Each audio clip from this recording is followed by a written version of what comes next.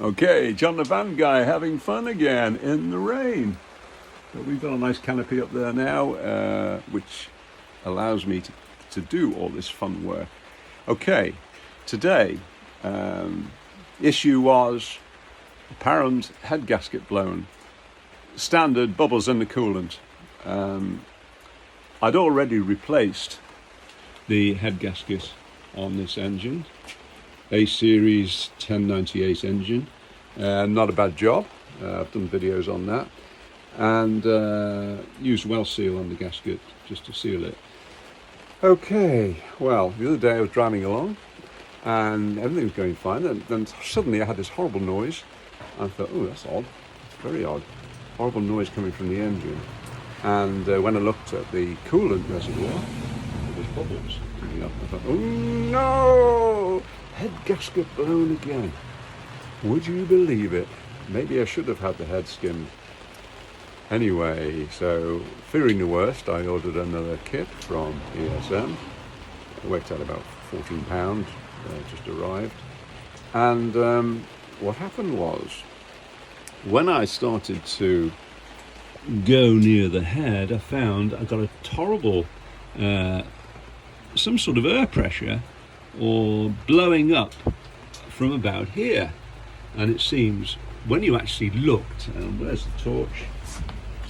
When you actually look down here, it's an exhaust manifold, induction manifold, single gasket which goes right across.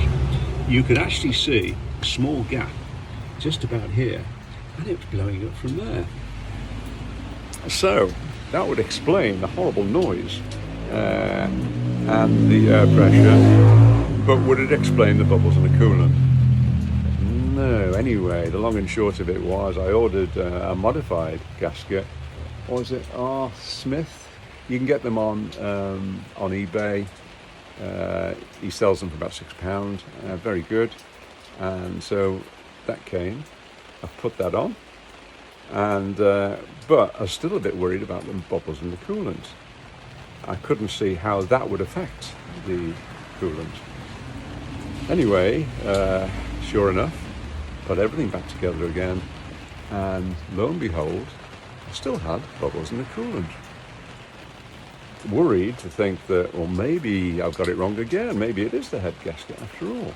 And then I noticed puffs of steam coming from the exhaust. And what it was, there was drips. This is the coolant pipe going through the induction manifold. What it was, there was water dripping from here onto the exhaust and giving those puffs of smoke. So basically, if water can get out, air can get in, and hence you'll get bubbles in the coolant. Right, solved, I thought.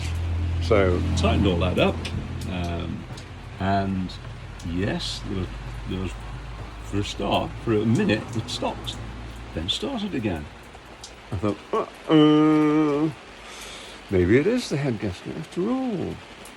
But going to the back of the engine, you have a heater valve. And the heater valve is, I've just removed, I'll show you in a minute, is attached there. This is the heater matrix, obviously, in here, and these are the two pipes from the heater. Okay, looking there, I suddenly saw water coming out of the valve. Now let me find the valve. I've taken it off, and this is it. So this is the lever valve type, so you operate the lever from push-pull inside the cab. And what was happening was, water was coming out of this point here. I've taken it off, filled it with water, and of course enough it just drips out of there. I won't demonstrate it, you get the idea. Okay, so I'm hoping, and I'm pretty certain now, if obviously a leaking here, air can get in, so that's why I was getting bubbles there as well. So in two areas I was actually leaking coolant, hence the bubbles. Right, so I've ordered another one of these. It works out, again, good old ESM. It'll probably work out about £30, 26 plus VAT plus postage. Okay, so on a few things I came across, and I thought it might be worth mentioning.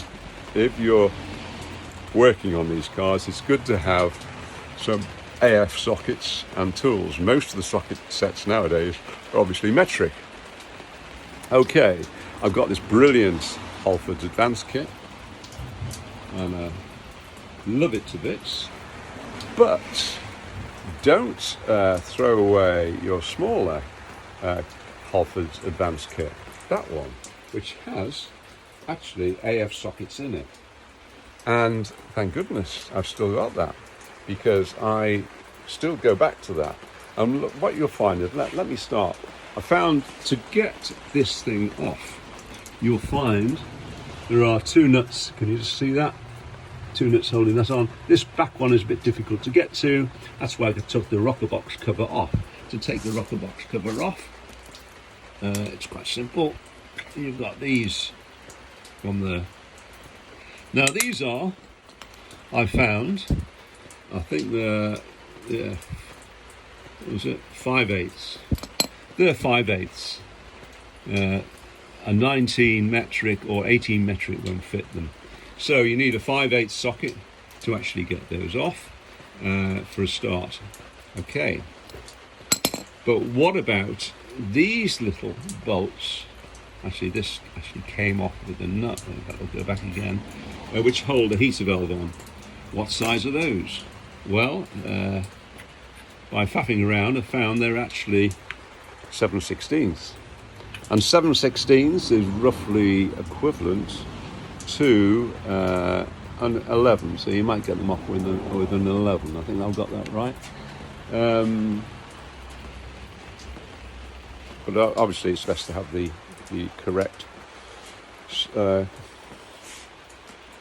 tool. But anyway, that's just to bear in mind.